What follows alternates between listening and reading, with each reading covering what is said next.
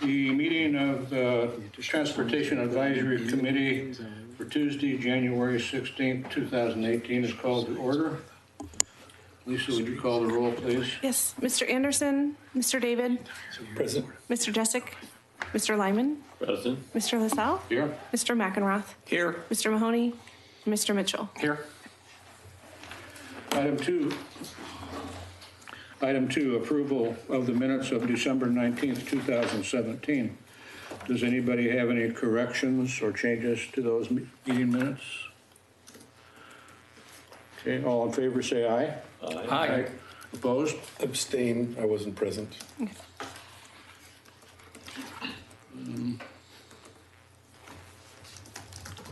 Agenda analysis item number 3. Does anybody have any changes or additions to the agenda they'd like to make?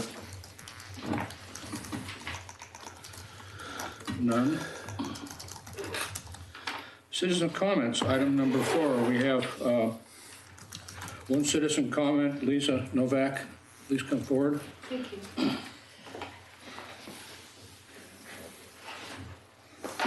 Good evening. Good evening. Get out of my way. Folks, I am here to ask the Transportation Advisory Committee to review the pedestrian safety improvements along Holcomb Boulevard. Currently, there are none. At this time, the boulevard is a 2-lane stretch with a speed limit of 40 miles per hour with no traffic, calming, or pedestrian safety measures. Studies show a pedestrian struck at 40 miles an hour has an 85% chance of dying. The reaction and stopping distance at 40 miles per hour is 266 feet, about 16 car lengths. The pedestrian dilemma is that it's difficult to know when approaching motorists are going to honor the pedestrian right-of-way, which there currently isn't on Holcomb. It's difficult for me to imagine a child being able to estimate a safe crossing. Simply waiting for a break in traffic is often unreasonable and could leave a person standing for a long time. Add this to the mix someone with poor eyesight, someone trying to take care of a bunch of children while crossing the streets, someone who walks slowly or uses a wheelchair and will thus take more time getting across. Waiting for a break in traffic is not a solution. In regards to Holcomb Boulevard, the park and schools are on the north side of the neighborhood, while the mailboxes and several residential developments are on the south side.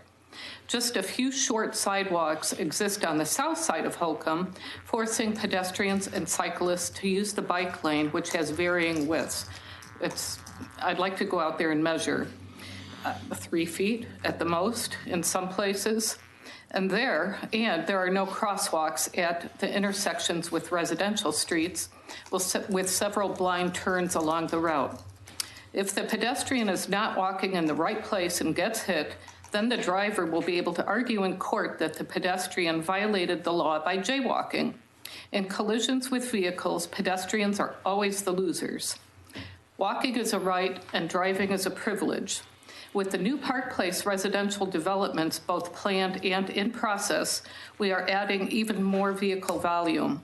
Is our aim to be a city of car-centric residential developments where people are trapped in their neighborhoods, discouraging community and walkability?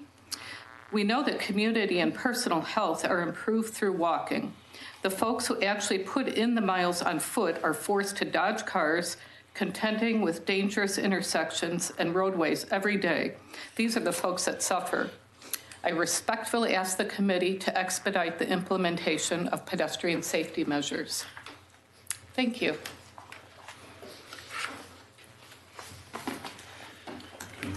Do we have? Yeah. Lisa? Mm-hmm. I think we have a question. So what specific pedestrian safety measures are you asking for? I would like to see at the very minimum crosswalks, especially at the intersection of Hunter and Holcomb. Cars are lined up on the northwest side with folks dropping off their children because it's no longer to safely cross Holcomb. And because of the configuration, going towards Bradley Road, there's a hill as you approach Hunter. If someone is in either on the sidewalk, on the north side, or on the south side bike lane, they can't be seen until their vehicle is practically on top of them. It happens to me almost every morning. Crosswalk at Hunter and Holcomb at the minimum. Also Hunter and Swan. I see kids out there every morning trying to cross. And that's another intersection. Holcomb and Swan. Holcomb, yeah, Holcomb and Swan. And of course, something up near Holcomb Elementary School. And I've timed it, if I'm on the south side of Holcomb and there's a church heading towards my house, which is near the intersection of Hunter and Holcomb, there's a strip of grass that I'm able to walk on. But at some point, I'm forced to go into the bike lane, which is very narrow. And because of that hill, drivers do not see me, and I'm already in the bike lane, and I have to run to make it. I can't imagine a child or someone trying to reach their mailbox. Very dangerous situation. So, thank you. Thanks, Lisa. Lisa, I'd like you to refer to, in the agenda, Lisa, do you have what you read from? A copy? item 5. Thank you. Item 5 on the agenda, which one you get home. There's a very good article in there on crosswalk information. I saw that, and okay. Okay, I'll it's stick around. really good information. Yeah, thank you. I have a question for John about this. Is Holcomb still a county road, or do we have jurisdiction? It's City Road. City Road? Would it be reasonable to have a look-see at Hunter or Swan for maybe a all-way stop at Holcomb and on those side streets? Well, we can look at it. Just as a thought. Yeah, I don't know that I don't know that the warrants would justify that. I don't either, but we won't know if we don't look. Would we want to start off with a pedestrian count?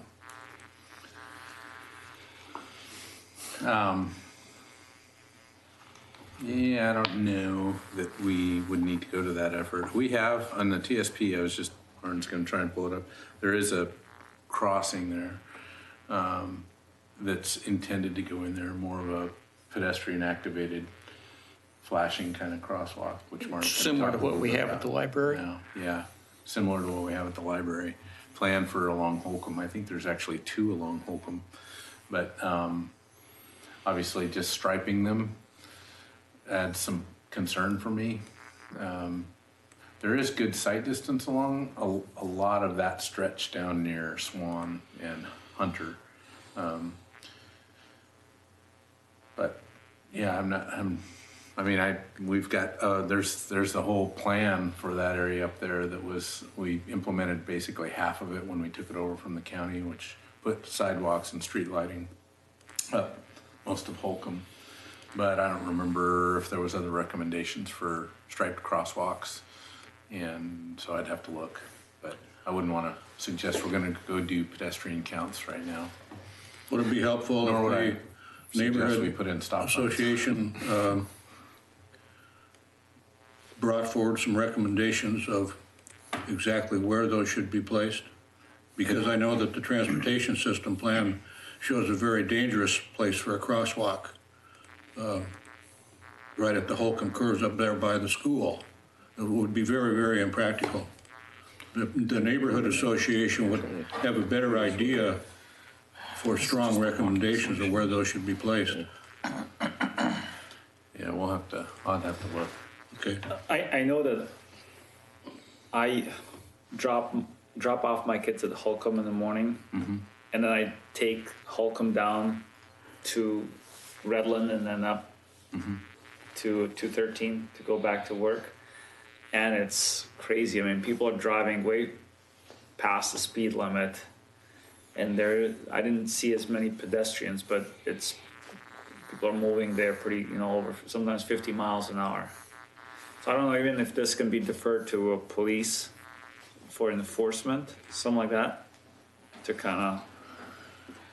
I think one of the reasons Sedmere doesn't see any pedestrians is because people are too frightened to walk on them. That's one. Would it be helpful for us to have a subgroup to do some looking, or to do some, put a recommendation for the Transportation Advisory Committee to put forward? Well, I mean, I don't know.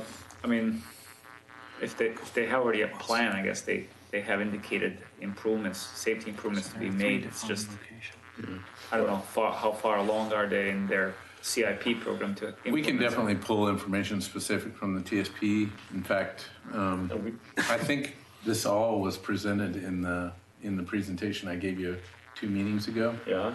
So we listed the projects that were in the TSP, and we shared the speed along Holcomb based on the history of data that we have. But we can look at that again and show you what we have in the TSP, and what I didn't provide in that last report was the Holcomb Boulevard plan. We can pull that as well and share that with you. So, I mean, this was just my observation when I'm commuting in the morning there. That's what I experienced. yeah. And I We've just heard want that to fair amount. point out to Ms. Novak that crosswalks can give a pedestrian a false sense of security, and federal studies show that midwalk crossings are really very dangerous, because they're marked and the pedestrian thinks I'm covered, but it's not a barrier. And with those speeds coming down there, it could be a very dangerous situation. So sometimes the expectation that the pedestrian needs to run across is actually safer than I can walk at my leisure in a crosswalk. So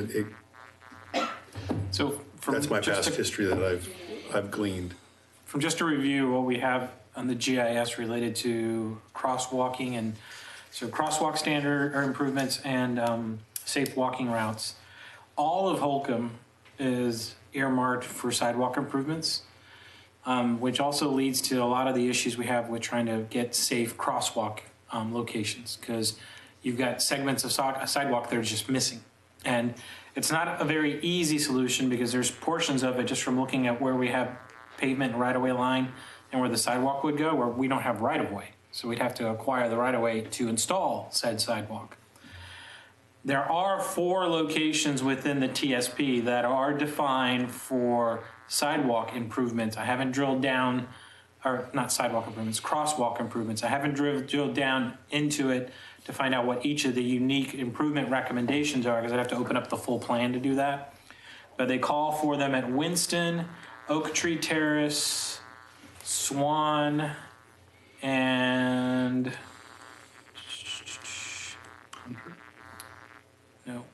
Front Street, Front Avenue. So those are the 4 defined locations where they're calling for some sort of crosswalk improvement. What they're calling for, I have to drill into the document and give you a better idea. And several years ago, John Anderson and I talked to the neighbors on the north side of Holcomb, east of the elementary school, and we got some positive feedback from the property owners that they might even be interested in donating the right-of-way. However, the cost of stormwater put the project out of reach.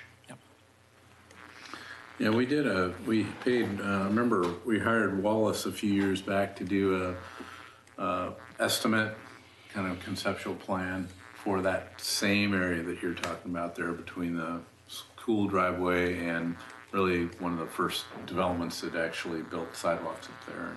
Yeah, it was expensive. We've pursued grants to try and get that. So, yeah, I understand. I understand the desire, and it's definitely an identified need. It's really just trying to find a way to get that all to come together, and we can build segments of it. But one of the reasons that I suggested that neighborhood off of Oak Tree Terrace that drops down into the newer neighborhood, there's that pathway that comes out. There's a lot of people that wanted a crosswalk right there, which isn't a great place for a crosswalk. Because again, people speed around that corner, and I do wouldn't doubt it if they're exceeding the speed limit, so. The one reason I brought up maybe the advice of the neighborhood association is that Martin mentioned the proposed crosswalk at Oak Tree Terrace. Well, I live on Oak Tree Terrace, and sometimes when I drive out of there with my car, I'm taking my life in my hands because people come over that hill so fast. So that would have to be moved one direction or the other. But anyway, I think that we'll probably follow up on this one way or another. We have a meeting, the neighborhood has a meeting on Thursday, we'll address it. Yeah, it's actually, that's intersection improvements there. It's not just crosswalk. So you'd probably be looking at some sort of controlled intersection that would then facilitate a crosswalk. So, but that's just from what I can see from just doing a very cursory GIS overview. Okay. But you've got bigger issues at that location. There's another location we don't have right away, and you need sidewalk fronting on Holcomb. Now, some of the developments that are coming in would be conditioned for the frontage along Holcomb, with potentially installing, sidewalk through there. I don't do land use. John's the land use guy, but I would imagine that would be a condition. And for some of those, they probably may have some intersection improvements that they'd have to calculate for some of these defined intersections that we know need improvements. So that could be one of them. Well, yeah, typically if you're doing large development, this will be flagged. Yeah. So those projects will have to contribute or in some instances. They'd have to contribute towards the cost of them being constructed in the future through SDCs, or they could be conditioned within their development on helping implement some of them, depending on how close they are to it. The problem is for much of Holcomb, it's on the either already developed side that doesn't have sidewalks, or they're long lots that aren't going to develop into, anything beyond what they already are. So there is that. It's kind of like the piece that we built on the west side of Holcomb, rather than Holcomb runs kind of east-west, so maybe it's on the north side where the sidewalk is. That took a pretty concerted effort and a grant. Okay, item 5, new business discussion items. 5A, introduction of new PAC members. I'd like to say that John Anderson, I think I just... Bob, there was one more comment card. Yeah, there was 2 comments. We only had. This is for the trail meeting. Okay. Oh. Is it for the trail? It relates directly to... We do it with the trail. That's fine. Thing. That's coming up, right? Okay. Yeah. Yes. John Anderson, who I think I just saw walk through there, he may join us in a minute, has been reappointed to an at-large position for the term of January 1st, 2018 to December 31st, 2020. And a new appointment, Mike Mitchell, glad to see you with us. He's an at-large position for the term of January 1st, 2018 to December 31st, 2020. Glad to be here. Welcome aboard. Thanks. We get things done on this one, so. Good deal.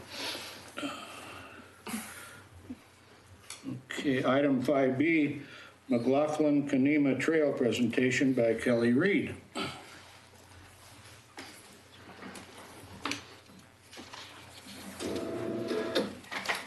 Thank you, Chair LaSalle. While Lisa is, thank you, setting up the PowerPoint, just want to thank you for having me again and preface the presentation with, I've been before you before to talk about this project. And after that, the project was presented to the Planning Commission as a legislative amendment to be officially adopted. That was in November. And so there was a really healthy discussion at the Planning Commission meeting about the plan. We heard actually a lot of input from the public who we had not heard from throughout the process. And so because of that, the Planning Commission continued that item, put it on hold and said, why don't you go back and digest this new information that we've heard. go back to the Transportation Advisory Committee and the Parks and Rec Advisory Committee and actually get a formal motion from those groups. So we had talked about that we had presented to you, and we had heard feedback from you, but there was no official or formal motion. So if you're willing tonight, then it would be great to get a formal motion from this group, so that when we go back to Planning Commission in February, we can report on that. So I might skip through some of this because I know you've seen it before, and John was a little bit nervous about the number of slides in my presentation, so I'm going to try and go quickly. Thanks, Kelly. You're welcome. Might I suggest you just go to the part where, not what wasn't approved, but what the group finally approved? Sure. Yeah, I'll breeze through the beginning and then go to what's changed. So, of course, as you know, the project is a pedestrian improvement, pedestrian and bike access improvement, but also kind of a parks collaboration that connects up some of the really nice city amenities that we have or will have in the area. The TSP included several projects that really, when put together, make up the McLaughlin to Conema Trail. Those are family-friendly routes along with shared-use paths. So this plan is really just a refinement of what's already in our transportation system plan. Trails Master Plan anticipated this trail as well. Got some existing conditions images. We've got a lot of challenges here, as you can see, but then a lot of opportunities as well, and some really nice environments, for people to spend time in, such as Old Conema Park and the Historic District. So we did a lot of community engagement for this project. This is a list of all of our meetings. As you can see, we did visit the Transportation Advisory Committee back in October. And we had a community advisory group that Mr. Lyman served on.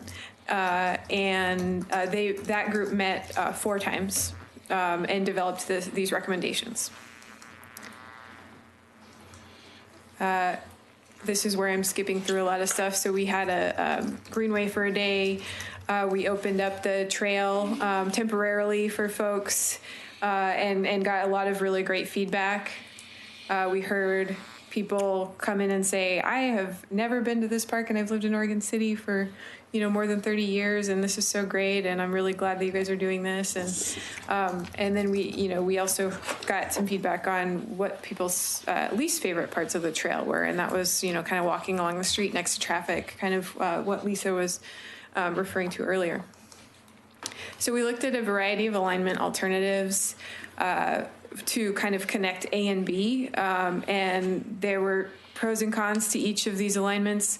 The group really liked aspects of all 3, but ultimately wanted to kind of just choose one to really put their recommendation behind and kind of get momentum going behind that. So there's alignment A, using the boardwalk along McLaughlin. Alignment B, which follows mostly what's shown in the TSP now, goes through Old Conema Park. And then alignment C that utilizes High Street to South End Road to 5th Avenue.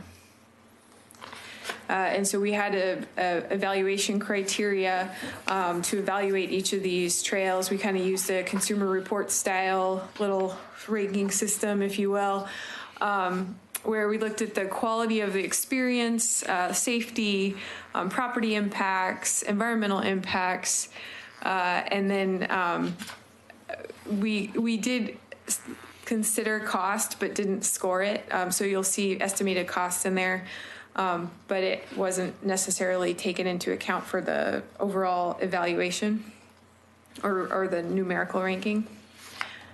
So alignment B ended up being the highest scoring according to our evaluation criteria, and so that morphed into the recommendation. So the final recommendation is slightly different from what alignment B originally was. So we kind of created a hybrid, if you will. So the recommendation is also to start with an interim route and then potentially have a slightly different permanent route in the future when funds are available. So in the interim, we would come off of the promenade at 2nd Street, go along High Street where we have an existing sidewalk, and then turn on South 2nd.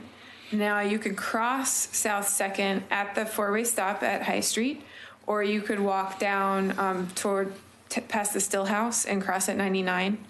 And then you're walking along McLaughlin in front of the PGE substation into Old Kanema Park and then into the Kanema neighborhood, utilizing the most direct route, which is 3rd Avenue to Ganong to 4th Avenue, which leads you into Kanema Children's Park. Of course, with the existing conditions along this route, we know it can't be signed or used as a trail quite yet. We need to improve safety along McLaughlin. We would need to install traffic calming and new signage within Kanema. There are no sidewalks in the neighborhood, and there won't be because of the historic district and character of that neighborhood. We'll be looking at shared streets, which I'll talk about, and then utilizing the existing trail in Old Kanema Park. So the promenade connection to High Street via 2nd currently looks like this. There is a section of just grass, which for ADA purposes would be nice to get a connection there. So we're talking with, of course, Phil Lewis, Parks and Rec, to talk about how we can connect that. On McLaughlin, we'd like to see some sort of separation between people walking and people driving. And so we have a buffer shown. What that buffer is still to be determined. And no matter what we do, it's going to require a design exception with ODOT. And so we've been working closely with ODOT on that. And so with this plan, we weren't able to really nail down any specific treatment here, but that would be a next step after this plan is adopted. Is ODOT supportive of the idea of working this out? Yes, they are. Yeah, we have a letter of support from ODOT, and their active transportation staff is working with us and trying to find the best possible solutions, but they have a lot of bureaucracy, of course, that we have to go through, as you're familiar, I'm sure. Within Kanema, we've been looking at a reduced speed limit to 20 miles per hour, on-street markings that look similar to that black and white little symbol that you see on the right side of your screen. Some visual narrowing using just paint, some wayfinding signage, and then those are kind of the priorities, but the group also talked about stop signs and speed humps. Those probably wouldn't be installed right away, but we would monitor how the other treatments are performing, essentially, and if it's really doing the job. And if stop signs and speed humps are still needed to really make it safe, then I think we would consider that after a while. The permanent trail alignment is just slightly different from the interim trail alignment, and this actually has us connecting the promenade up through the VFW parking lot and then improving that VFW driveway down to Tumwater Drive. And then crossing South 2nd either at Tumwater or at 99. And we have kind of a few options that we're carrying forward. This is what is different from what you may have seen before. We heard from some property owners within this area that they were concerned that original trail kind of cut right through here with the acknowledgement that would be worked out through a development process. But the feedback we got was, it's bisecting those properties and that's uncomfortable for folks. And so maybe we should consider other options or maybe show it differently on the plans so that no one's confused about where we're trying to actually put the trail. So we've got one option that would come down Tumwater and then come at the base of this property here, and then jog back up to PGE. We did think about going behind PGE, but it's actually not safe from a security perspective. There's a barbed wire fence, lots of places for people to hide. So PGE said, we're not okay with that, but we're okay with you going in front of the substation. We can't see your marker on our screens. No, you can't, sorry. Let me know if anything I'm saying is confusing without being able to see the pointer. Other options would come down Tumwater and then go back up to 99. And then alternatively, we could kind of keep the interim alignment, which just goes all along the frontage of 99, and we could really invest heavily in making it really nice and safe along that stretch. I think that there are challenges to all of these options, especially the one that kind of goes behind all of those properties. There's a lot of topography there that makes that challenging. And I think you'll hear from a community member too that there are property impacts to that potentially. So we don't want to, I think in the future when we get to a time when we can tackle this permanent trail beyond the interim trail, it's going to require some more work and a lot more outreach to these neighbors that it would affect. The business owners liked the option, or were okay with the option of going behind their businesses. And the reason that's still there is that there's some really strong desire from folks on the advisory committee that we keep people off of Highway 99 as much as possible because of the traffic safety. So that it would be a lot more comfortable to kind of go back behind all of that instead of walking next to all the cars driving on McLaughlin. We would be adding a safe crossing of South 2nd, widening the trail within Old Kenema Park. So that's the VFW driveway. The group would like to see some sort of improvement that would have a separated pedestrian path next to the driveway in some form. And so knowing that, we probably won't have the funding for this right away, that's why it's in the permanent trail alignment rather than the interim. And then along Tumwater, we would be kind of narrowing the driving space, expanding the path to 10 to 12 feet wide.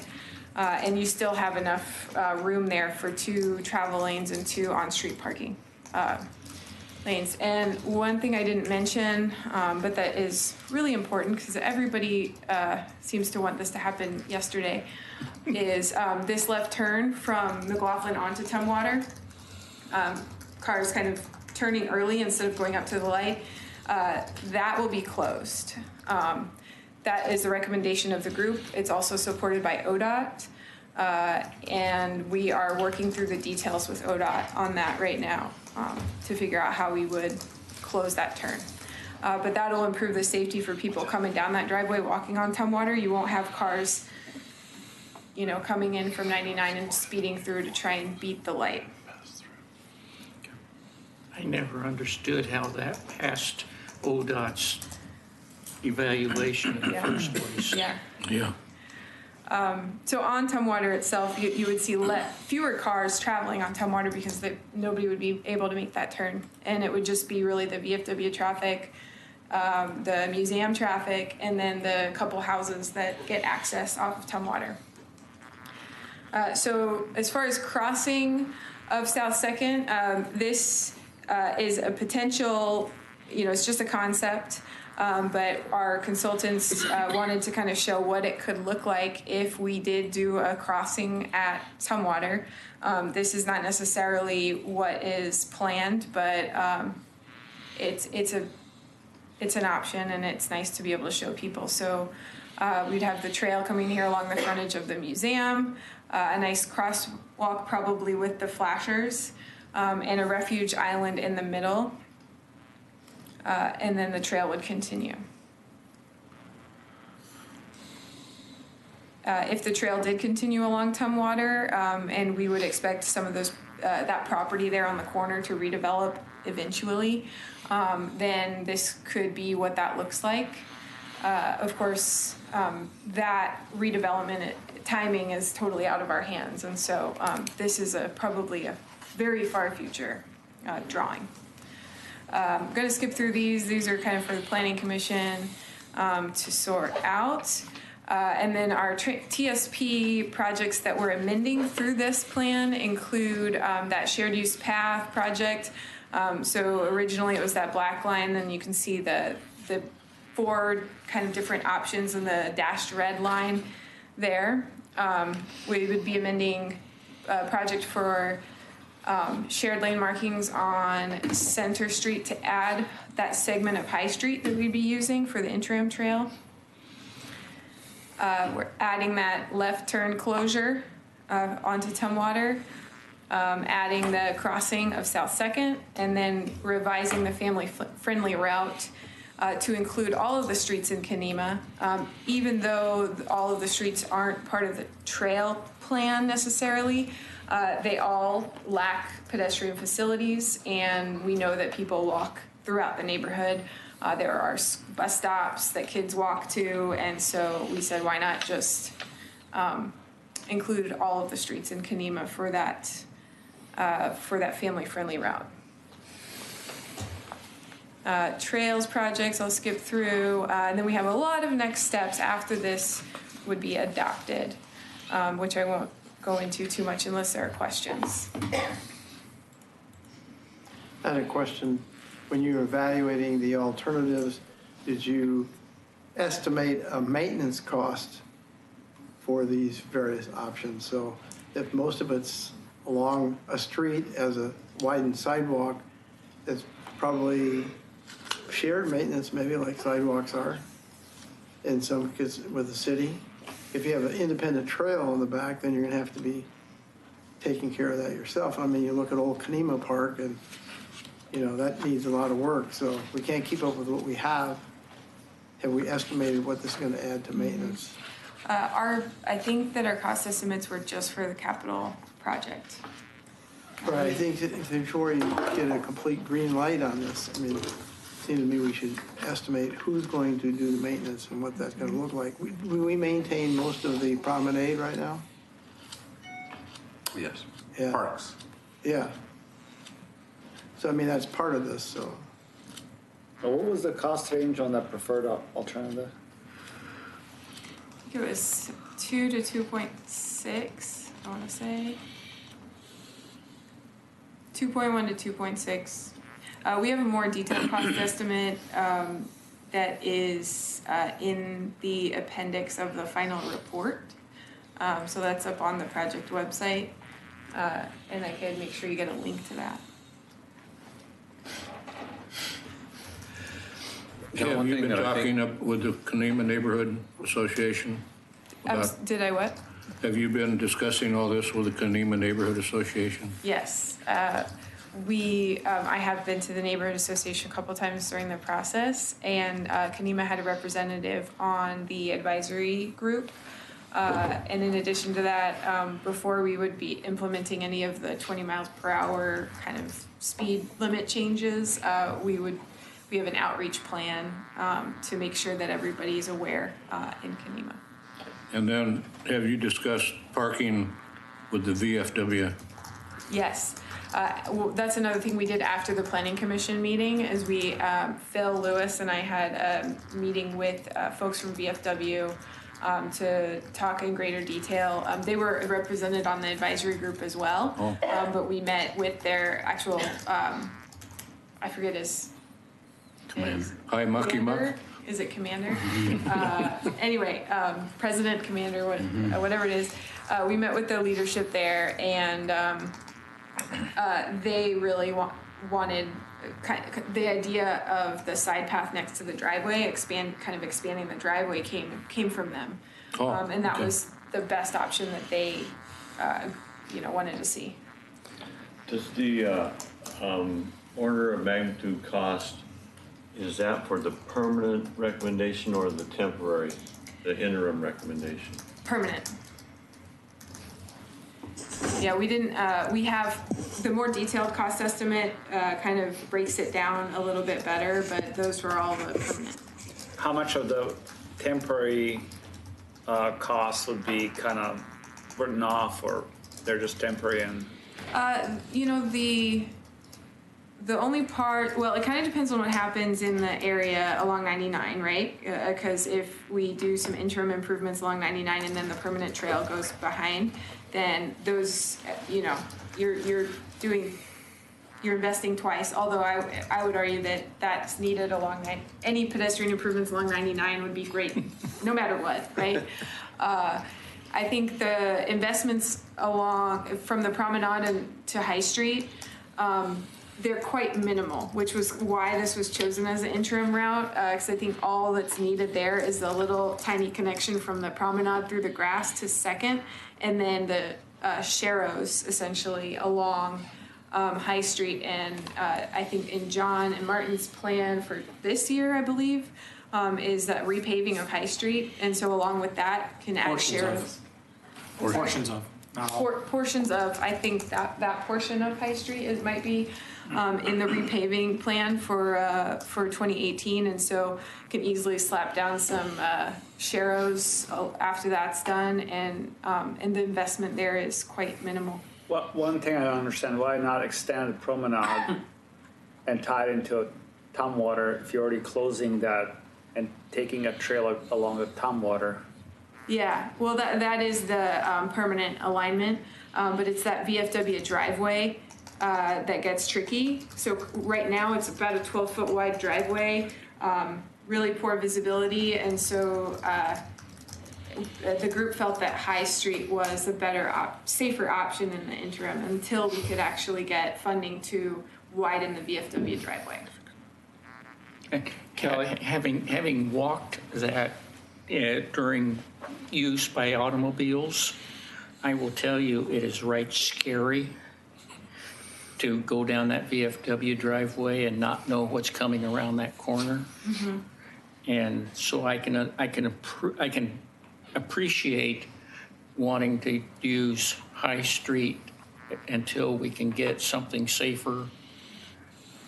Even when there's an event at the VFW, I've noticed that they have flaggers for the cars so that they're not having cornfield meets in the middle of the driveway. Mm-hmm. I have a question. Is there plans for trailhead parking? We hear from the people in Kadima that are up by the new park, now that Metro has added land and trails and advertised that, but there's little or no parking there. So this will just compound that if you talked about trailhead parking. Yeah, well, a couple of things. Having this route then allows people, you don't have to necessarily drive into Kadima, you can walk through it safely. So that I think maybe doesn't add to the parking demand here, because we could see folks walking. And then also Metro participated in the advisory group, and they told us that they do have in the next several years in their plan is to work with the city, work with the community on a access plan for all of Kadima Bluff, which would, and that plan would look at trailhead options to really take the demand off of the trailhead there. And so they have land down along south on 99, outside of the city limits. But we've walked, some of us have walked it, so. Yeah, so there was an old hotel site that's totally gone, but anyway, they own that right along 99. It's probably a perfect place for a parking lot and trailhead, and so their plan would be to create that main trailhead so that this one would become more of just the secondary. That'd be like a trailhead on the south end of all these trails going. Yeah. Okay. Yeah, exactly. So they bought Lewis Motel. Maybe, I'm not sure what. Yeah, that was Lewis Motel. Yeah. No relation. And then also the VFW parking lot, really, I mean, of course, when the VFW has events, it's full and it's used, but it's the city's parking lot, and it's really meant for the public to use to access the promenade. And so that is a place where people can park as well. My concern here is that, you know, you got no sidewalks in Kanema, you got this park over there, people are driving there, now you got introducing more pedestrians, you got people living there. I think that could turn into a messy situation and generate complaints from people. You know, living there, driving, and then dealing with pedestrians and more cars also moving along there. Yeah, I think, you know, that we did hear a little bit of that, but mostly it's the people in the neighborhood that walk already and that would maybe walk if it were safer, really feel that there's a big benefit to making it safer to walk on their streets. Traffic counts are really low in Kanema, and it qualifies for the 20 miles per hour zone because of the low traffic counts. And I think, you know, cut through traffic is a concern a little bit, but if it's not as quick to drive through there because you have more traffic calming, then maybe fewer people would use it as a cut through. Adding the narrowing and even like the on-street parking actually slows people down quite a bit. In a way, it calms traffic already. To have the shared space, it makes everybody kind of slow down and pay more attention because there's a lot to dodge and a lot to deal with, and so that's almost an advantage and a reason why the group thought it made sense to do it this way.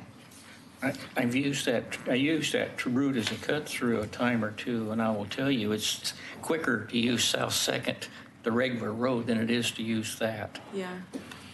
Also, to address your point about more people, if I recall correctly, some of the studies that I read in the past, having multi-use paths and trails actually increases property values to adjacent properties in those neighborhoods.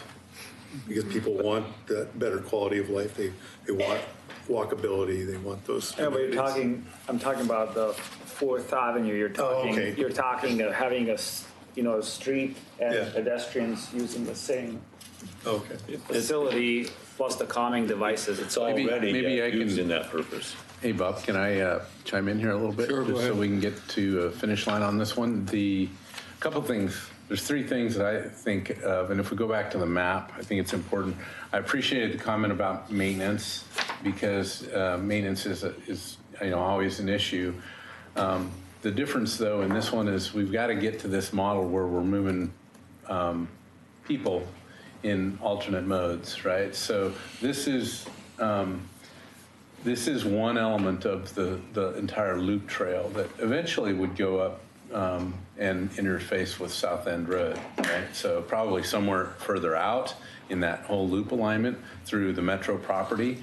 So keep this idea in mind about how to get people from maybe our downtown areas or our workplaces through a neighborhood on up even further, and especially if that's a shared use path where you can have bicycles and pedestrians.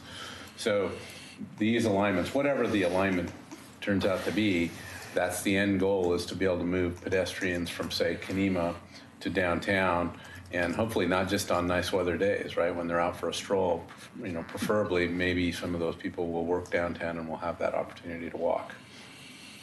But do so on something that's maintained or is lower level of maintenance. And that's always a challenge. Let's face it, the trails we have around there aren't cheap to maintain, as we know from the promenade and the wall cap project that we just finished, and just accessibility, bedrock, all those kind of things. Martin just reminded me there's a wooden bridge that's along McLaughlin Boulevard. Those aren't going to be cheap things to maintain, but I think the advantage is trying to get folks out of their cars to use those. The other thing I was going to say about Kanema, so unlike Kanema is different than pretty much any neighborhood we have in town, and if you spend any time in that area, there's slopes above and below the roadways there. So some of the driveways on 4th in particular, trying to build a standard street section would never be possible because there's just not the width. So a lot of the driveways just drop right off the edge of the road there. And because of that, and because of the kind of the nature of all this vegetation that, you know, we're constantly, at least in the public right of way, trying to keep that trimmed back. I think the neighbors do a good job with that, but it's one of those streets that, while the neighbors would suggest there's a fair amount of speeding, it's hard to speed in that neighborhood, right? So pedestrians and vehicles actually work pretty well together in those neighborhoods because they're visible, unless it's at night, because it's not well lit at night, but during the daytime, it's pretty, you're pretty visible as a pedestrian, and the vehicle speed should be really slow in those neighborhoods. So this whole idea of the shared use street markings that kind of inform the driver that, yeah, you're in a different zone here, and we're still kind of working out what those 20-mile-per-hour neighborhoods or streets might look like. I think Kenema is a good example of a place where we don't have any. If we want pedestrians to use those neighborhoods, we're not going to be able to build a curb, planter strip, sidewalk, parking. You know, it's just it won't work, and so that's my 2 cents. One of the things that during the advisory committee's discussion was that this trail, the Kenema McLaughlin Trail, is not a beginning point and an end point. It's part of something bigger. I'm going to go walk that Kenema McLaughlin Trail today, and so we'll park at the head here. No, that's not the intent of the trail at all. It's part of something else that connects, moves people along. People come into it, go out of it in many different places. Cal, Go ahead, Mike. the interim alignment, where you move off the promenade on Second and then down High, is that because of the VFW driveway issue? Yeah, pretty much. Because I just, as a practical matter, I think we're kind of kidding ourselves that people are going to do that. I think they're still going to stay on the promenade, use the driveway, and because you're not going to get people to veer off and go away from where they want to go. That might be true. People will walk where they're going to walk, but I think especially for maybe folks that aren't as familiar, maybe you have tourists in the summer downtown or newcomers. If you sign it, then maybe those folks will follow it. But we're not going to be able to control the people who want to walk down the VFW driveway. I mean, they'd probably do it today, right? One more comment, and we're going to. I was going to say I'd like to hear the citizen comment. Yeah. Thanks. Because I think there may be something to add to the discussion once we hear that. Okay, Kelly, would you stay there in case you have answers to some of her issues? Absolutely. Okay, Danielle Leckband. Thanks for saying it correctly. I appreciate that. I am Danielle Leckband, and I am a homeowner on Tumwater Drive. The house that we live in has been in our family for 70 years. It is a home that at 320 Tumwater Drive at the end of Tumwater Street. It's a 3-story building.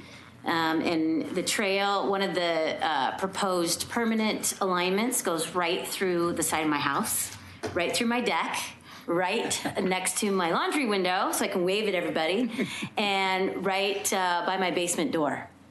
And obviously you can tell I'm not thrilled with that choice. My husband and I were not here in December because we were out of town for the holidays to be at that planning committee meeting, the advisory committee meeting, where they had a vote of what alignments should be on the final paperwork that goes on to the next level. And I can tell you we would not have voted for that route that goes right through my yard and right on top of my house.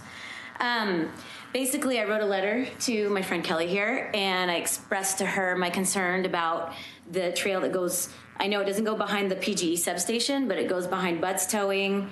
It goes behind Mick, who owns the Stillhouse's property, and then it goes right behind my backyard and right over this 12-foot drop that's basalt columnar basalt, and then right next to my laundry window and home for everyone to see my life and my family, my children, everything. And recently I've noticed an uptick in homeless people in the area, especially along 99. And I'm curious about safety. If we were to put a trail behind my home and behind these properties, what is going to stop the homeless people from setting up tents, using needles, doing meth, and also breaking into my home and tagging the area where I live along the rock wall there? I have children. I'm a teacher. I'm concerned about my children's safety, and I'm also concerned about our citizens' safety. A mom and her children in a stroller walking through that area, probably not. I wouldn't want to with my children. And then having bikes going down through my yard, very awkward. Again, our home's been there since 1914. It's a long time. And my other concern is with the two bars that are in close proximity to Tumwater there, and that little side alley is called Grand Avenue. People come screaming around that corner where the gray building is and the Falls View, intoxicated all hours of the day and night.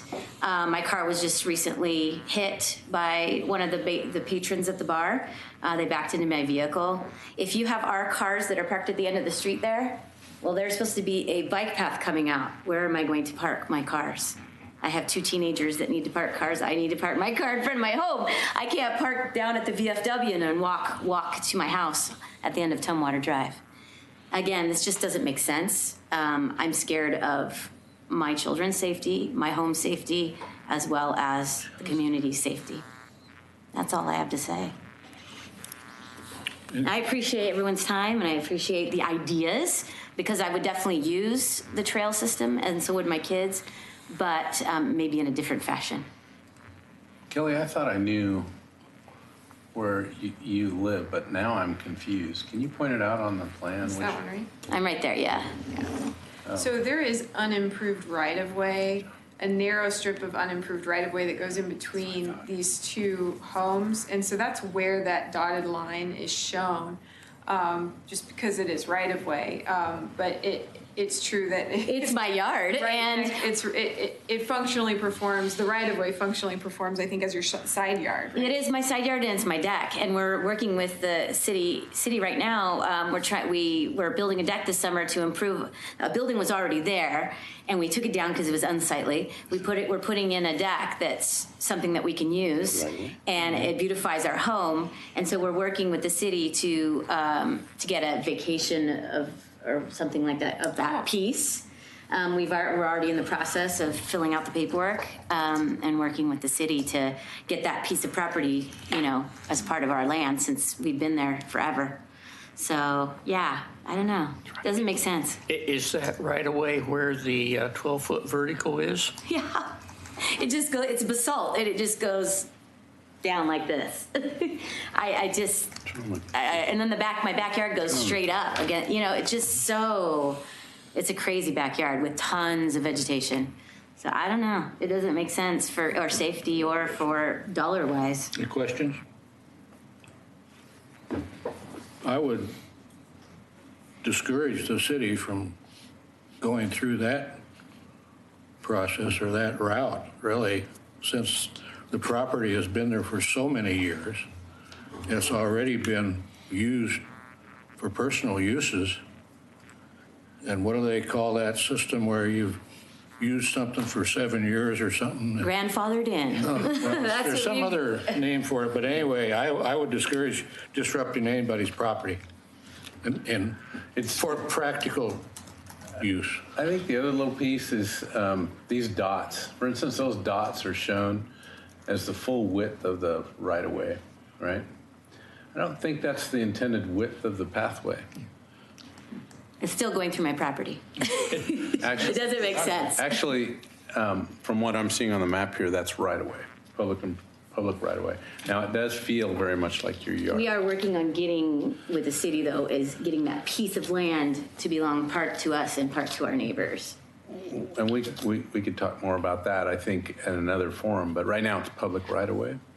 And I would just say this, those dots, if we go back to the dots, So there's a high level of potential that area, kind of encompassing Bud's Towing, the bar, everything up to the Rock Bluff. Yeah, that whole area there will likely someday redevelop, right? Even where the house is at the very end. I suspect that house has a better use in the future. And when they do that, Tumwater will maybe become a longer cul-de-sac or become something a little different. I don't know that it'll ever go back. I doubt ODOT will give us an opportunity to connect into McLaughlin, but definitely help with the flow of those properties back there. So think of this as a long-range plan. I definitely know we need to use Tumwater, whether we need to use that area adjacent to your house that's public right-of-way. I bet you put it there because you saw it was public right-of-way, right?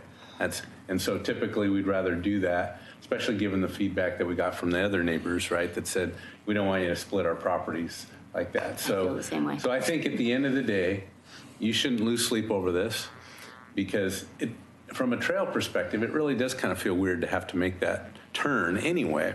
It'd be nice to put it, but you know, when that area redevelops and Tumwater extends, keep it right along Tumwater and it'll move through that way versus using that little niche of a public right-of-way that's kind of weird. I'm not quite sure I understand how that got platted that way, but so I wouldn't panic about that. I just think we've got to show these conceptual drawings that show, you know, the trail going through. And really, this would be implemented, the permanent trail would be implemented when those properties would redevelop. So that could be 10 years, 20 years, 30, 40, we have no idea. That's why this one's kind of conceptual and aspirational because we'll have this interim trail and then, hey, if redevelopment occurs, then maybe we can get a nicer permanent trail. And I think what John said about, you know, Tumwater extending, you know, if those properties do redevelop, we would still be working with those developers to talk about how to best integrate the trail, and going way back behind wouldn't necessarily be the best way. And I think what this conveys is that there are multiple options to get through that area and that we don't know exactly what it is yet. The reason that, you know, it was shown as just one line connecting, kind of like the existing TSP is, and that just made folks uncomfortable because they thought that is the option and it will cut through my property. With this showing multiple options, with this revised plan, I think we're trying to convey that, you know, we don't really know exactly where it will go. We want to be flexible. We want to consider all of the alternatives and the impacts that could happen. And so while you know, I hear the comments and I don't disagree at all. I think John has a good point saying, you know, things are a little more flexible than they look, and we shouldn't lose too much sleep over it. I'm trying to figure out what, if anything can be changed or... I have lost a little sleep just because it's my home. You know, anybody would feel that way if their home was being considered for that, and just the safety piece. Kelly, could you bring back to option B, I think is the one that you're wanting us to approve or support? Well, so it's the recommendation from the advisory group is the interim trail. Oh, okay, yeah. And the permanent trail. With those different options. With these different options, because no specific plan there. All of the included options, because it's so far into the future and so uncertain that we can't possibly, you know, put all of our, like we couldn't get behind just one of those options. So would someone like to make a motion on this? Bob, I move that we recommend to the Planning Commission to approve the interim trail plan with its permanent trail alignment options. We have a second? Second. Now, is this option B, right? Do we need to identify that in the motion? I don't think so. Go back to the recommended. It's the interim trail, not the option B. Yeah, it's, Okay, you were just doing the interim now? No, the interim trail, which mostly follows option B, and then the permanent trail with its varied options. Right, that's part of where B is, right? It's mostly B, Yeah, yes. okay. If you wanted to, you could just refer to the advisory group's recommendations for the interim and permanent trails. Okay. And one comment, I think I'd like to add a second motion that at some point staff do a maintenance estimate here. Just, I don't know how easily that can be done, but so there's some estimate of what it's going to cost to maintain it. I mean, we should be thinking about that for our trails and our parks. I mean, if you go into our city goals and you get down where the park are listed, there's lots of parks and lots of trails that need work. And now we're just adding more. We're, as I view it, we're behind the curve on that. And I'm in favor of these ideas, but let's talk about how we're going to maintain them. So that'd be a separate second motion. That's my I'll second yours if you'll second mine. I'll second yours. any further discussion? All approval, say aye. Aye. Opposed? I'd like to make a follow-up motion that staff prepare an estimate of what it's going to cost for the recommended proposal, both the temporary and the permanent. And I realize there might be some difficult estimating in there, but we should have some kind of number or range so we start getting a feel for what these things cost. And I would strongly second that, because the problem in the parks is that we've never put enough money in the budget to maintain them. That's where we are now, so. I rather suspect nobody has an idea how much it costs to maintain them.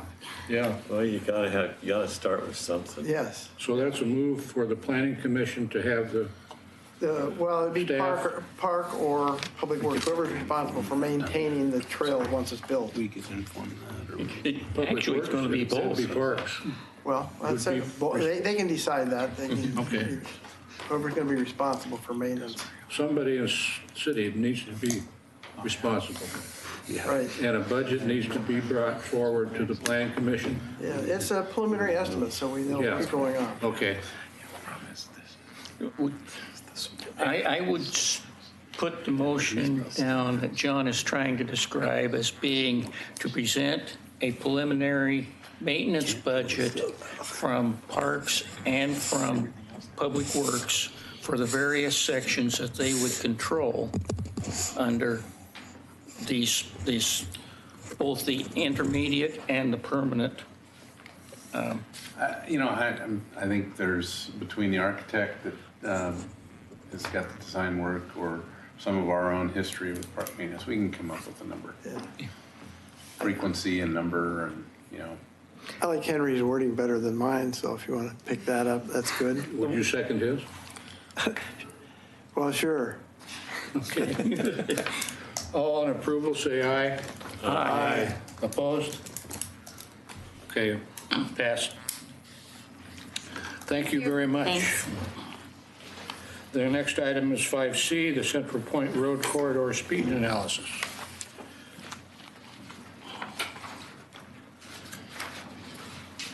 By John Lewis. Yeah, hold on, let me, Parks and Yoo-hoo. PW. So I don't have a PowerPoint, but the memo that Dana Webb put together, so Dana presented on this topic shortly last meeting, and we wanted to go through it again just to give you a heads up of what's coming. So I'm just going to talk through the written memorandum that's dated January 16th and in your packet, rather than try to go through a, what do you got? You've got, oh, there you go. You've got it up there. So if you remember, we were asked, somebody came to our meeting and asked us to do a speed study along Central Point Road between the city limits, and I don't know that they were as concerned, but we took it all the way to Warner Parrott, so that full stretch of Central Point Road.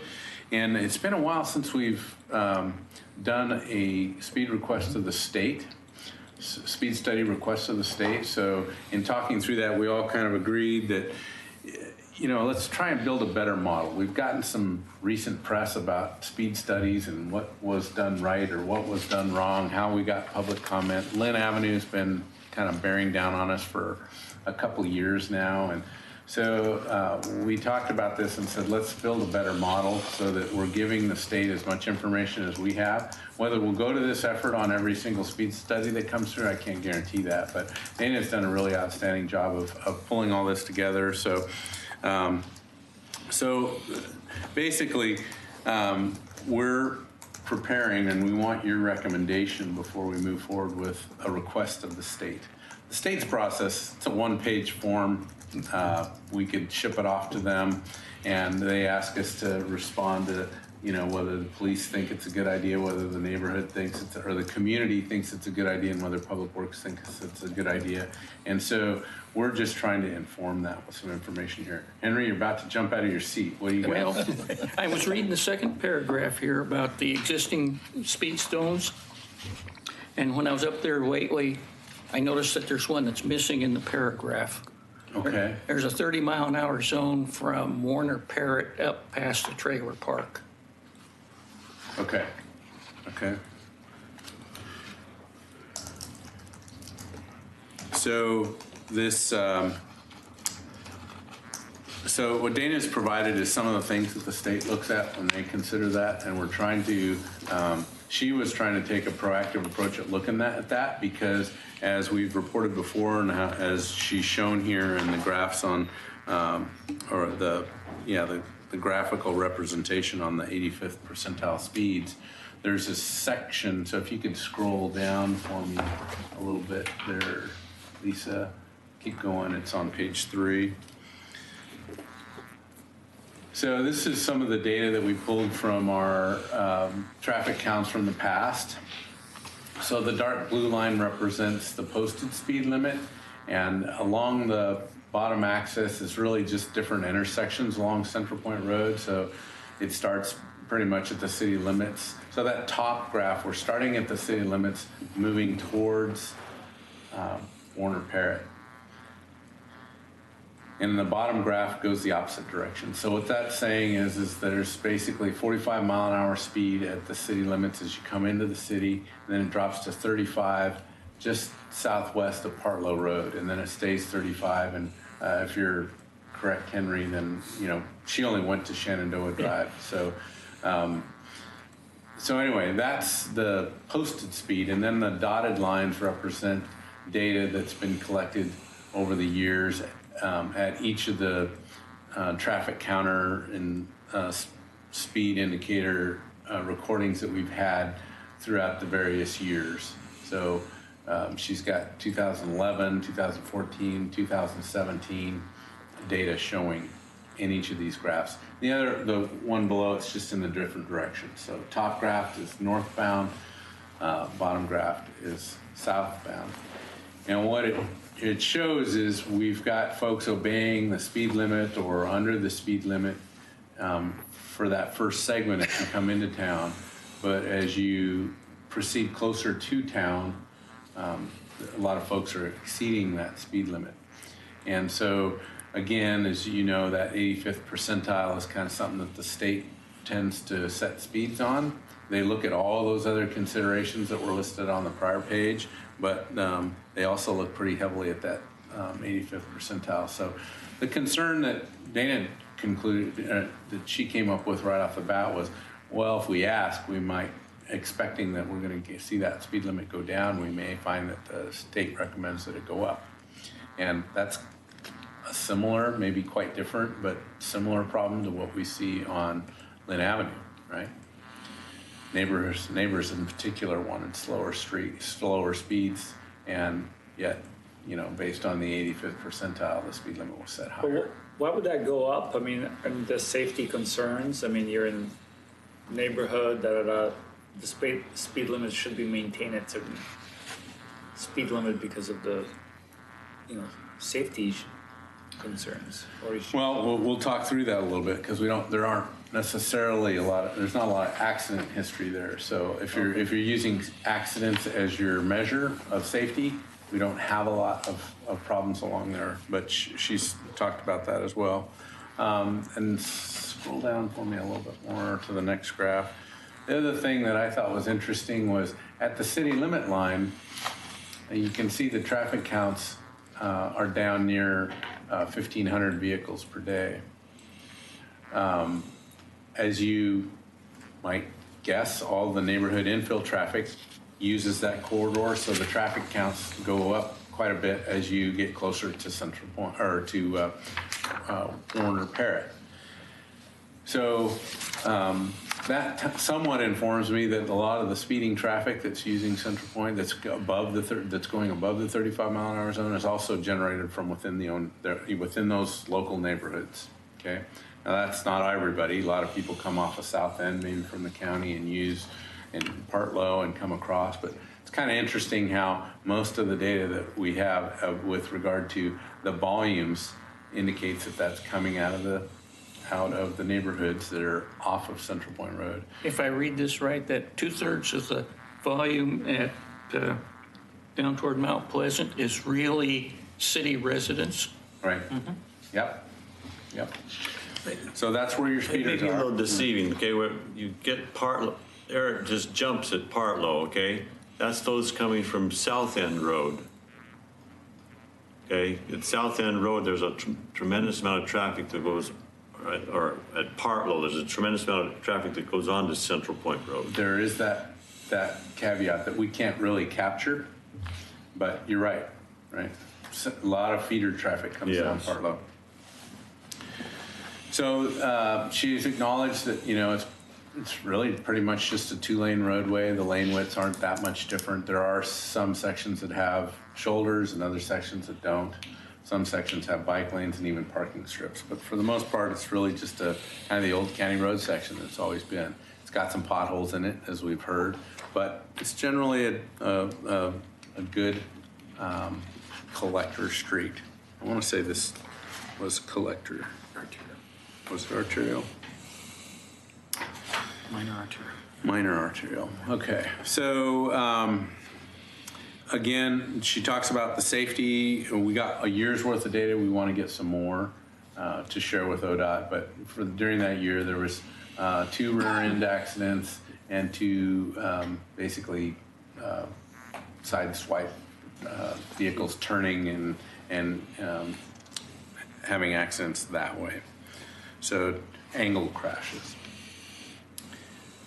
The other little element that we're informing we intend to share with state is some of the neighborhood feedback. So we've never done this before that I recall, which is to actually reach out to the neighborhood in a web form and ask them for their opinion about what speeds they think it should be posted as.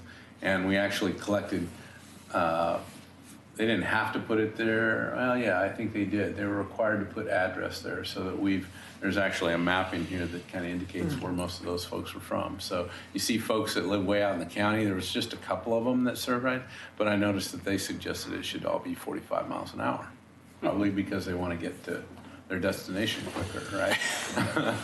So I don't know if that's true for everybody out in the county, but if I'm the guy that's trying to commute from out of town through town to my destination, I might want to go a little faster too. That's probably not the sentiment of those folks that live along that street, right? So anyway, we got some good feedback there. It's presented in the, yes? I had also posted the email that Dana sent on Nextdoor, the Nextdoor website. So you did it twice? It went out about. Yeah, it's been circulated pretty heavily. Yeah, so I appreciate you doing that. I think we had library and police department, a lot of folks posted that, and we noticed that was a good way of getting feedback. People seem to react to that a little bit more than, you know, newspaper articles or any just straight up website posting. Concerned people are on there. Yeah, yeah. So can you scroll up a little bit to the? Well, I was impressed at Exhibit 2, where it shows the speed settings from 2011, 2014, and 2017. And the 85th percentile in each section of the road was very, very close in all 3 of those years. It was just consistent.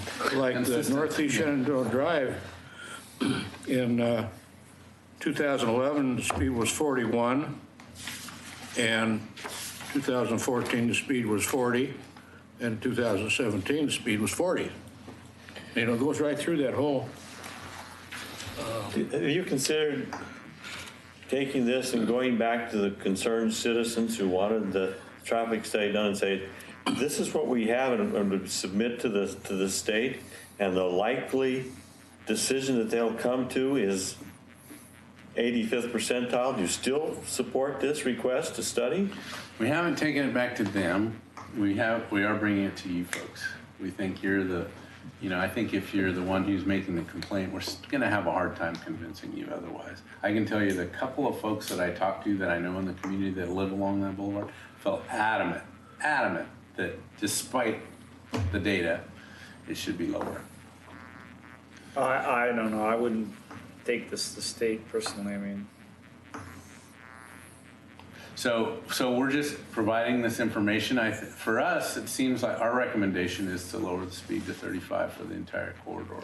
So that 45-mile-an-hour section as you come into town, for consistency, to me that makes sense, and that's what we're recommending. That's what we're going to tell the state we would like to see there, and assuming we have your blessing, we'll move forward with that. If you want something different, you can let us know. Do we have speed recommendations on our descriptions of minor and major arterials? I don't think so. I don't recall that. You recall anything like that? Specific speeds? Not specific speeds, speed ranges. Speed ranges? Yeah. Now, should that be included in the letter and saying that under our planning guidelines, we suggest that these are appropriate? If we have them, you're gonna have to. so John, question. So let's say you would like to, for consistency. And so in the letter, we actually reference it in paragraph 3, posted speeds on minor arterial roadways typically range between 25 and 45 miles an hour. If I know Dana, she pulled this from the TSP. So she doesn't reference it here, but, oh no, actually she does. The Oregon City Transportation System Plan states, so yeah. John, Yes. John, obviously the geometry of the roadway gives motorists the impression that it's safe to exceed the speed limit and they're feeling comfortable driving over the posted speed limit. Is there the possibility, if we want to keep it lower speeds, to put some traffic calming geometry into the roadway? Is that would be a consideration? Is that something we want to look at? Or are we comfortable with the status quo? What do you feel as the city engineer? Well, I guess to me, that roadway is not that wide anyway. So I mean, we wouldn't. I'm assuming you're not talking things like speed bumps. No, not talking speed bumps. So the other things would be signage, better signage maybe, or narrow lanes. I was thinking narrow lanes. Kind of road diet. It seems fairly narrow already, but that could be an opportunity is to narrow the lanes through there. According to this study that we've made so far this year, if ODOT follows their normal recommendations, the speed would be increased remain, what is it now? 30? 35. 35. It would be increased to 40. If they followed their 85 percentile rule.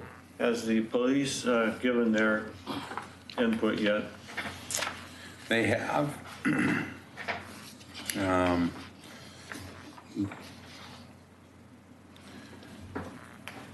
They provided accidents. Do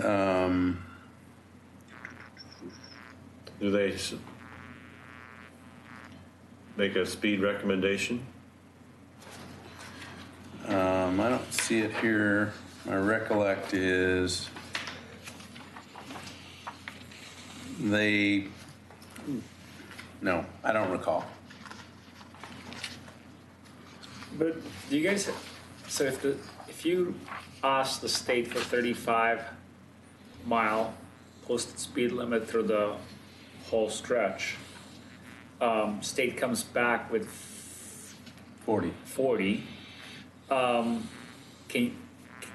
Will they listen to you and still maintain 35, or how does that work? I mean, are they going to say, okay, this speed limit technically can be 45, but we'll support 35 for the corridor? It's my understanding that they're going to work with us on that end as well to make sure that as long as we're not too far off. If we're talking 5 miles an hour on this kind of a street that's already posted 35, I think while they could move it to 40, I doubt it, especially if we're asking them not to, the police are asking them not to, and the neighborhood's asking them not to.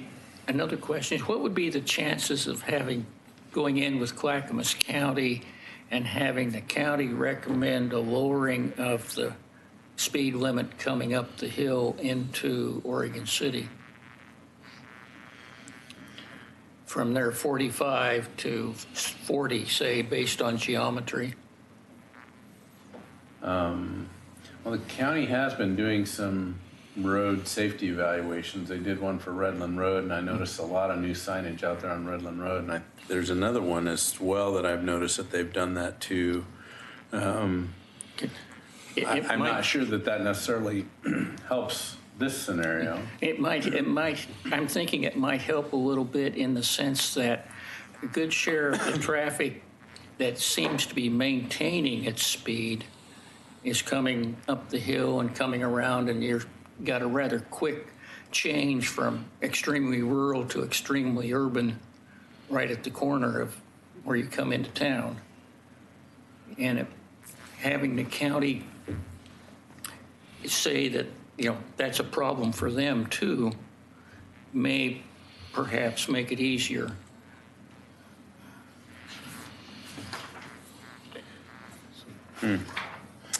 I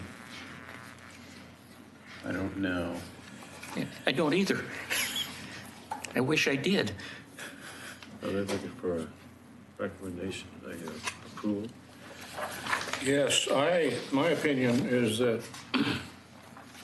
we should go ahead and send a letter to ODOT with our strength in the whole list of reasons here, not necessarily the traffic study, but the whole list of reasons for lowering the speed limit seems to be pretty strong to me. I'll take a motion to approve this draft letter, if you've seen it. I guess my worry is if the geometry of the roadway is making motors feel comfortable exceeding the posted speed limit, lowering and posting it is not going to do anything if they're feeling comfortable as a motorist speeding down this roadway. I think something needs to change if they're already speeding. There's one other thing, Jonathan, that I don't know that I made clear this time, but the only place, so it's posted 35 for most of the roadway. It's 45 as you come into the city to Parlo. So if you're familiar with that, it's not the full, most of it's posted at 35, and we're just seeing exceedances there.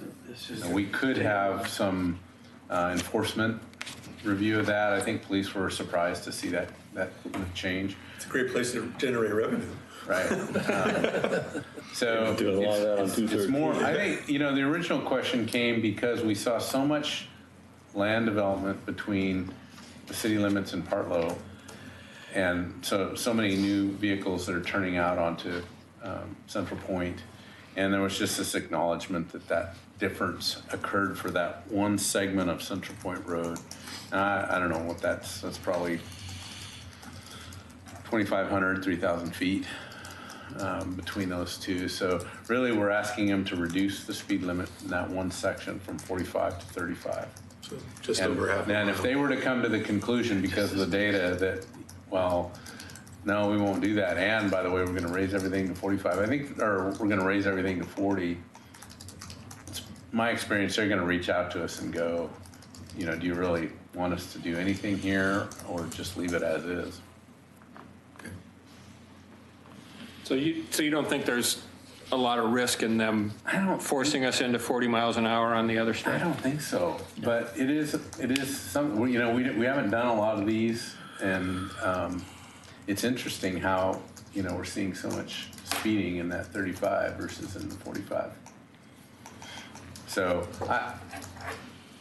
we can even ask them before we send them a letter to see if they're, you know, let them know what we're talking about. We haven't reached out to ODOT yet.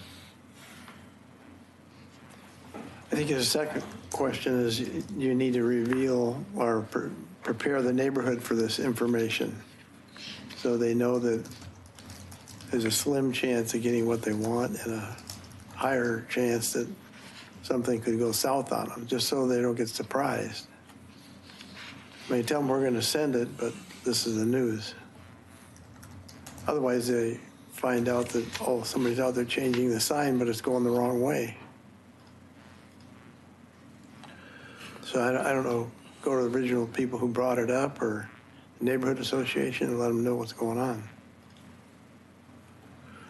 You know, your comment that you could reach out to ODOT to get a feel, I think that's an excellent process, that you should do that before you make a decision on a recommendation. You could talk to whoever's in charge, this sort of thing, and it'd be a pretty quick story for them. Yeah.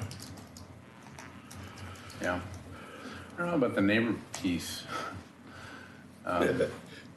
Scaredy cat. Well, I mean, it says it's been in the paper, it's been, so, you know, it's like we're giving an update before we know the answer. I don't know. Doesn't the former mayor live out there somewhere? He lives off of Parish. Okay. Well, I think he mentioned this at one time. Is he one of the, are you insinuating he's one of the speeders? No, that he wanted the speed limit lowered. I remember that.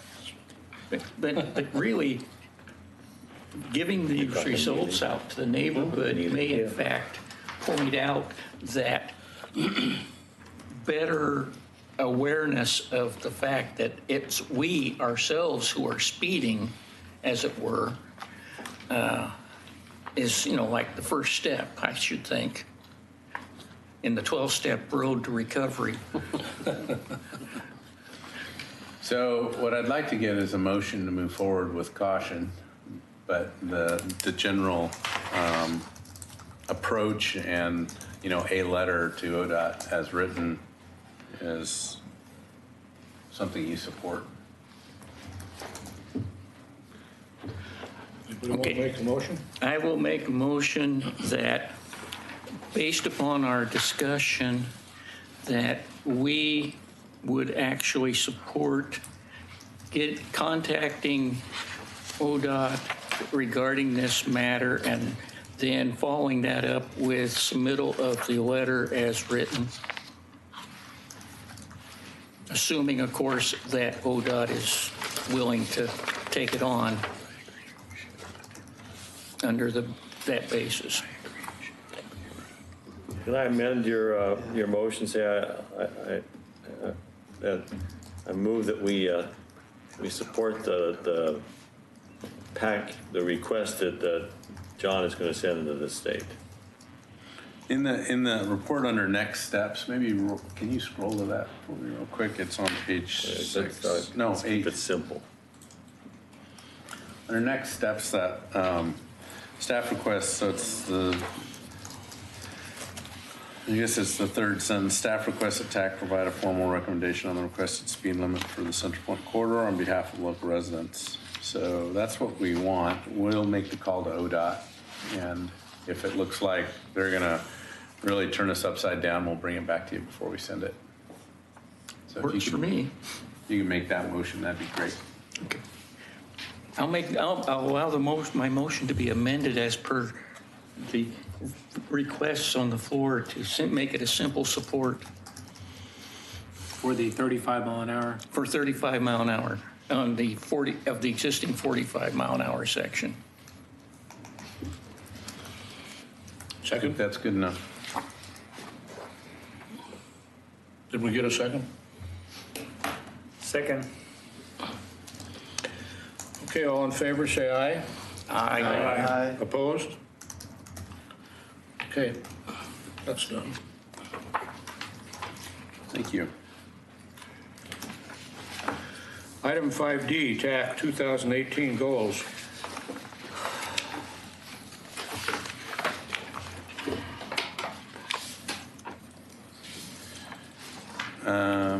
So basically, we need to get together to talk about the goals. In the past, we've done it with a small subcommittee, and I don't know if you want to do that again, but I don't think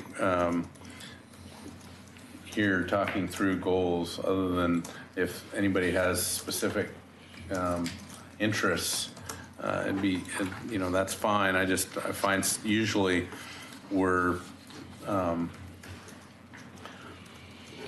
I just want to be careful about taking too big a bite at the apple when it comes to goals.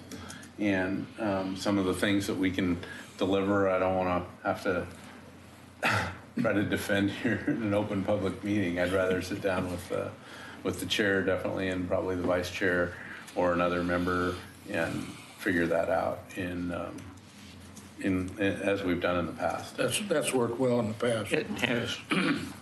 But I would encourage you, those of you that aren't going to participate in that, to communicate with whoever that is, Bob, and make sure if there's particular things you want to see us pursue, let us know. We can talk through that. So could you please refresh our memory here? The last page, it has 2017 TAC goals, and then you mark which citywide or city commission goal they match with. The language in there, is that something we did last year for this year? And We took a different approach last year. You guys wanted a matrix of your goals for 2017 and how they corresponded to the city's goals. And so we decided to do those check boxes on which goals your goals met. So I think that's useful. And the language then was last year, so we would be working as updating this particular page to fit what we think is going on in 2018. Right. Yes, yeah.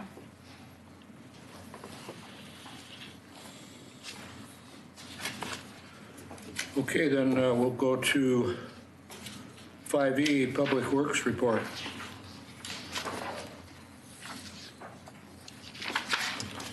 Just real quick, we had committed to coming back to you today with more information on the 20-mile-per-hour speed limit guidelines. And while we talked about that and kind of internally discussed some ideas on how we might move that program forward, we're really not ready to present. So just asking you to push that off till next February. I don't think, yeah, I think February is what we wanted to do. Yes. Yeah, is that right? Mm-hmm. Yes. So other than that, just know that we're looking at options there for implementation of that we can handle on our own, and try to not make it too cumbersome for the community either.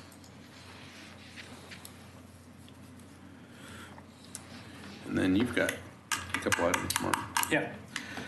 So last month we'd received an update on the manual uniform traffic control devices, the MUTCD, which is kind of like the transportation Bible that we all try and comply with. It's published by the Federal Highway Administration that states this is what local agencies can do in terms of their traffic control standards to comply with the federal regulations. They issued a circular stating that the temporary authorization that they had issued in 2011 for rectangular reflective pedestrian activated beacons. So what we have over there at 7th by the library, and then also at 12th and Washington Street, that the temporary authorization has been rescinded and that they are no longer permitted on FHWA roadways, and they've been struck from the MUTC catalog. Okay? The rationale behind it was they had temporary authorization. Someone in the private sector went out in the interim and obtained a patent and was given a patent for the flashing beacons, and everything within the MUTC catalog cannot be a patented product. It has to be just open source, public access devices are the only thing that's authorized within the catalog. So anything that's up and it's in place can remain in place. If there's minor maintenance that has to happen to it to keep it operational, it can remain operational. Something happens to it, it gets hit by a car or needs to be relocated, it can't go back up. This wouldn't seem like such a big deal, but 12th and Washington is scheduled for resignalization in the near term, and we had hoped to reposition the pedestrian beacon that was located there to an alternate location, and we will not be able to do that. Okay? They have given us some guidance on if something goes down and you want to use an alternative to a pedestrian activated beacon, here are some alternatives. We've been looking at some of them and potentially implementing them at different locations, but there won't be any more similar to what you've seen at those two locations within the city. And that's it on that. Hey, quick question. You had this handout with various pedestrian warnings, and is the very first one you're talking about? Yep. And now, is there any alternate? Yeah, there's some alternatives. Okay. I didn't give it to Lisa to share up there, but there's a four-page circular with some alternatives. The one that we're probably going to be looking at is a retrofit that takes the standard 36 by 36 or 48 by 48 pedestrian crosswalk diamond, and it has flashing. Oh, thank you, Lisa. God, you're good. Remind me to give you a good evaluation at the end. Basically, implementing it to a retrofit to those. Okay, that's non-patented. It's just open source product. Any manufacturer can install LEDs on there, and then we would basically repurpose the PED button, the actuator, to turn those on as the pedestrians coming through there. But what you see as of today, if one of those goes down, it won't be replaced in kind. Just out of my morbid curiosity, why does it behoove somebody to patent this if jurisdictions can't use it because it's in the MUTCD? Good question. I don't Say goodbye from that. Somebody thought they had a better mousetrap, and their intellectual property needed some sort of protections, and they went and got a patent. And now they can't make any sales. They can't make any sales for a community that's going to try and comply with the MUTCD. On the other hand, if you have a mind like mine, maybe perhaps they wanted not to have it on anywhere in the country, and so they patented it knowing that they couldn't be used. So we were advised by the county. They maintain all of our signals, and they keep us abreast of any of these signalization flyers that come up. We get about 2 or 3 of these a year. The county's going the same direction we are. So if once it gets delisted, we're going to try and figure a workaround. You have, one of these is similar to or exactly the same as the pictures I sent a while back over to you from what I saw in Colorado when I was there a couple of years ago. I think it's the next one down where they've got the signs in the middle of the intersection. Well, the things you get run over? Yeah, well, the things you get hit. And I saw that one in Swiss someplace. That was, scroll back up. Isn't that one right there? Yeah. Yeah, it's this one up here at the top. Those are used in medians or turning lane. You know, where I saw them was on center line in the crosswalk. Well, I used to have a father-in-law that worked for ODOT, and he would travel the freeways, and they had a standing understanding, or whatever you want to call it, that anything within 20 feet of the pavement on the freeway would be hit within 10 years. That's close. So, I don't doubt that. believe it. Yeah. So that's the update on that. And then the next update I have for you is this upcoming summer's pavement contract. The major roads that we're going to be hitting in no specific order. Actually, I'll start from bottom left and moving up. So Partlow from Central Point to about 250 feet southeast of South End Road. That's called for reconstruction. There's Roundtree Drive, which is the two little segments right off of Central Point, and there's a house that's in the middle of the road. Yeah, you drive through their yard there. Yeah. So we won't be going onto the private property, but we'll be doing the full length of Roundtree from Central Point up to Warner Parrott. The actual extent of each of the treatments, we won't go into detail at this time. I'm just letting you know what we're working on. Moving up, there's a small section on Polk Street between 7th and 9th that we'll be working on. Working our way up towards the north. We'll be doing some work on 12th from Washington to Center. Working our way down south, we'll be working on 10th Street, right from the railroad tracks back to Main Street. So those of you that use Singer Hill as your primary access, that one, because it's a non-residential area, we will probably contract that as night work to minimize the impact. What about the 12th Street one? That will probably be day work. Yep. I know you weren't going to discuss treatments, but have you entered into a contract for microseals? No, not yet. Are we going to be microsealing? We were going to be doing slurry seal this summer and chip seal. The last discussion I had with Matt is that we weren't sure if we were going to be doing a section of microseal. What road section is he envisioning? I'm not sure. Okay. So I just was wondering if we were piggybacking on other jurisdictions when they bring in the contractor. Yeah, so up here to do typically for a large section of our slurry seal, we've been piggybacking for the last 4 years. Hillsborough. Yeah, on the Hillsborough contract. It gives us a better scale of economy. Because last year, didn't we do quite a bit of microseal? Or was that? We did 2 road sections as microseal. And how are they holding up?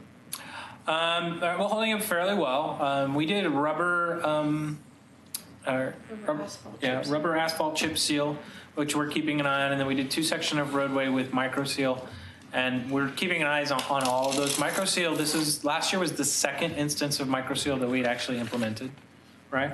Is it the second or the third? We did on First Street. We did. Yeah. So we're keeping an eye on those. And then the rubber chip seal was a new initiative that we did last year that we're keeping an eye on, and that was primarily on Clackamas River Drive for the rubber chip seal. Holmes Lane. So a quick question, are you doing any major utility construction under any of these projects? High Street. High Street, so moving back down towards the south. So High Street, we're going from, I'll say North 2nd Street. There's not really a North 2nd Street, but just to delineate, through South 2nd Street, and then also portions of Tumwater Drive and South 2nd Street up to Center Street. And predicating the pavement work, we have a major water main realignment project on High Street that'll be going in first, and then PMUF will be coming in behind it to do the pavement restoration. We also need to finish 15th Street, so we're gonna, there's 2 blocks there that we didn't pave because we had pipelines that were pretty poor shape, so we're gonna finish those up. And so those will feel like this year's pavement projects, but they're really last year's pavement projects So to be completed. one final one, do we have any areas that are in moratorium because of old sewers yet, or have you cleaned all that up? We've got one moratorium area left. It's off of Warner Parrott. For me, it's always been it's been the least priority because there's really not a lot of redevelopment potential. Okay. And it's gonna be, I think it's gonna be our toughest one yet. And when we're done with that, depending on how we build it, we may be rebuilding the whole street. Senator, you got a question? So on that, you said you're going to be doing the work on Tumwater. Mm-hmm. Is that a big contract? For Tumwater? Yeah. I mean, you got utility there and... that one, I think, is just a mill and pave. Oh, okay. That's not massive. But you were saying like the biggest one that's going to be sort of probably a major inconvenience is going to be High Street. because you're going to have 2 consecutive projects running back to back. One with utility alignments, not just water, there's potential stormwater work that needs to happen through there. There'll be some private utilities that may also have to relocate, we don't know yet. And then we'll be coming in and doing a major pavement restoration on top of that.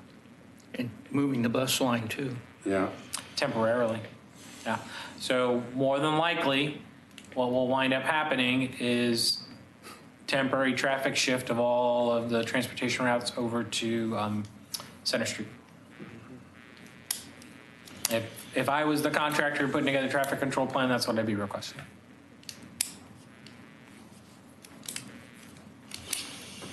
Okay.